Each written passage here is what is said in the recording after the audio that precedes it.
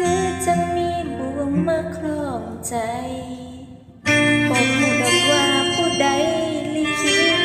หรือเคยเฮ็ดผิดไปแต่ชาติใดหักแปรลมแปรแตกกายังหาตา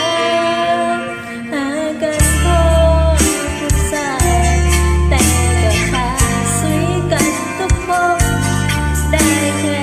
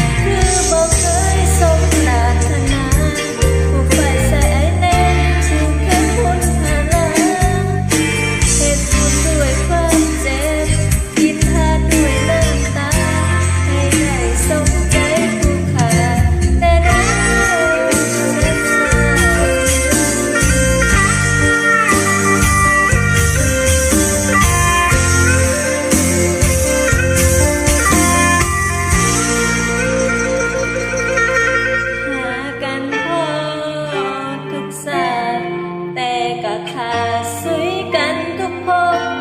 ได้แค่หักได้แค่คบแต่ก็จบด้วยการจากลาถ้าหากเป็นคือสายแน่น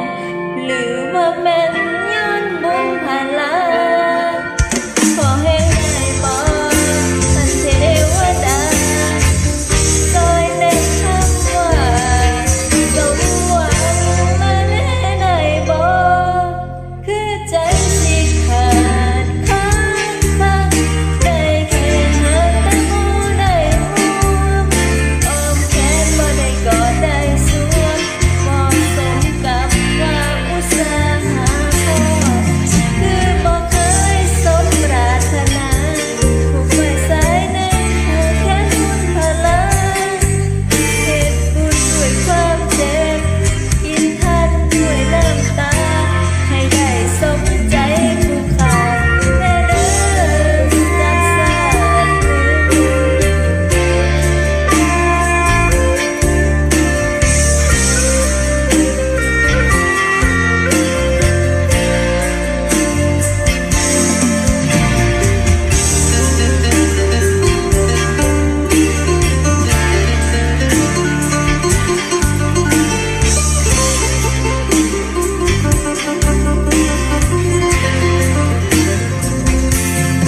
คือใจสิขา